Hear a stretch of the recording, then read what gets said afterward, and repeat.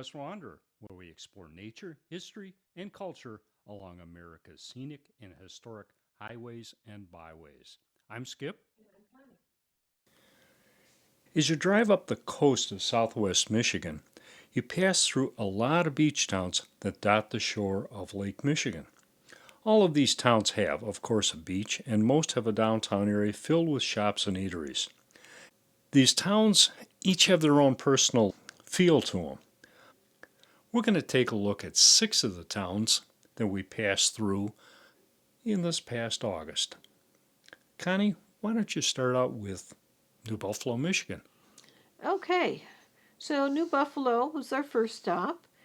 And what makes that unique, I think, is that they've got a casino there called Four Winds Casino. We were there on Senior Day, which is Wednesday, so there were discounts and special drawings for seniors during that time. There's also a restaurant there called Redemax, which is very iconic. It's basically a burger joint, but it's got a big history to it, and it's very popular.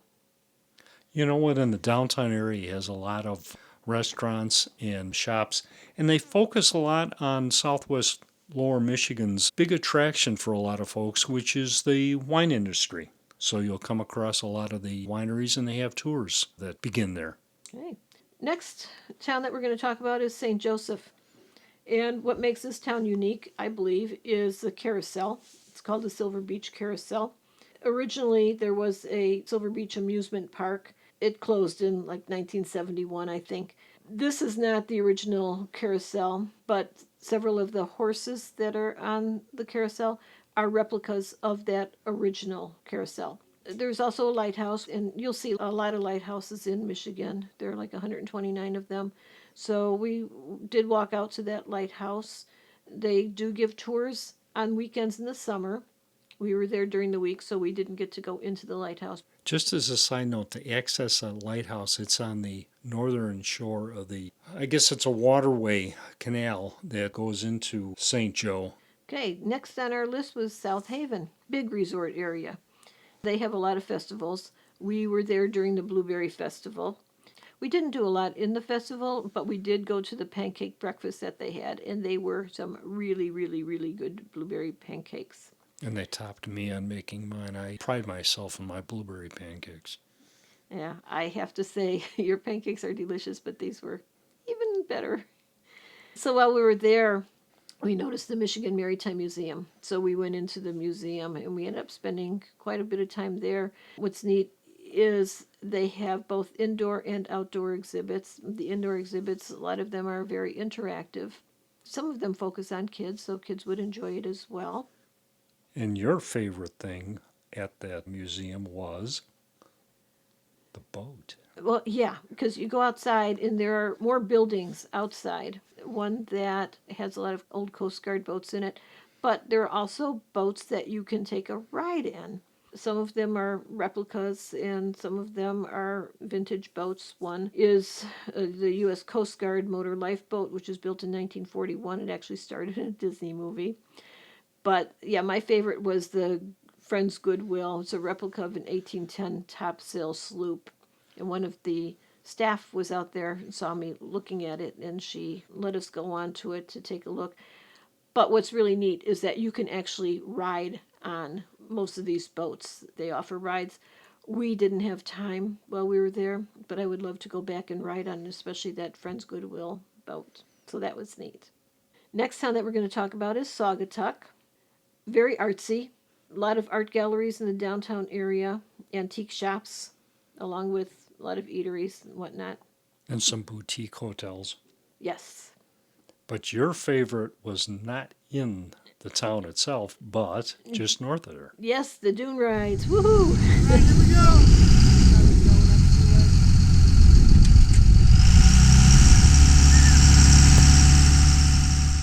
It's something I've been wanting to do for a long time, and we just never have, even though we get up to Southwest Michigan quite a bit. So we made a point of doing it this time. You do get on a dune buggy that's several, I don't know, it's pretty long, and so it carries a lot of people. And they take you down trails and up and down dunes. You get off for a little period of time so you can walk around and get back on and finish the ride. They also give a little bit of a history when you're on the ride. They talk about the landscape and how it's changed, what was done there to actually change the landscape, what man's involvement was. One particular thing I remember from that is that as we were riding back to the starting point, we were going through a very wooded area with just sandy trails. And apparently, all the roads used to be that way. And author L. Frank Baum, who wrote The Wizard of Oz, had a vacation home that was in Holland, Michigan, which we're going to talk about next. And they believed that because the highways weren't what they are now, a lot of them were these little sandy roads in wooded areas, that was the inspiration for the Yellow Brick Road. So that was kind of neat. And they are yellow roads. Yes. So let's talk about Holland. Holland was a big deal for us because that's where we were based, so we did a lot there. And probably the biggest attraction there is Holland State Park. And Big Red Lighthouse. Yes, which is at Holland State Park, right along the beach. You can see it. You can't actually get to that lighthouse and walk right up to it because you have to go through private property to do so. But you have a good vantage point right from the beach, so you can get some pictures. We also walked out on the pier. Beautiful beach area. Other things in Holland, well, they really celebrate their Dutch heritage, and there's a big tulip festival in May. We have yet to do that. I would love to go to the tulip festival sometime, but they do have other Dutch related attractions. Something you'd want to see is the wooden shoe factory. Yeah. So we went over to the De Klamp Wooden Shoe and Delft factory. You can watch them at work. It's like a big gift shop, but then along one side of the building, they've got windowed area where you can watch the artists work. We did see a woman who was doing the beginning processes of creating the Delft objects, pouring the substance into molds, and then when we saw her, she was unmolding them and trimming them. Then the artist will go ahead and paint them. The artist wasn't there the time we were. But we did get to see the process for carving the wooden shoes, and it's done on vintage Vintage machinery. machine, yeah, it's pretty amazing. Yeah, so we saw that, and those shoes are available to buy. They're more decorative, but they do have some that you can buy to wear as well. Those actually come from the Netherlands because they've got more up-to-date machinery there that can do it quicker. Otherwise, yeah, it would cost too much for them to actually do it all by hand and finish them up. And it's a finishing work on the inside of the shoe that takes an excessive amount of time, so they don't do it there. And then another Dutch related attraction is the Windmill Island Gardens. And this again is a highlight during the Tulip Festival. We weren't there during the Tulip Festival, but they still have a lot of really beautiful other kinds of flowers throughout the gardens. And the highlight of this attraction is the windmill. It's a windmill that did come from the Netherlands. You can go up into the windmill, you climb up the stairs, and different floors have different demonstrations or exhibits. It's kind of like a museum in there. But outside the windmill, there is one of the blades that they have laying there that has holes in it. These are bullet holes that were put in there during World War II. And then other things there, they've got a Dutch organ that's very pretty. They will give demonstrations on how that works, and you can go around to the back of it and see how that works.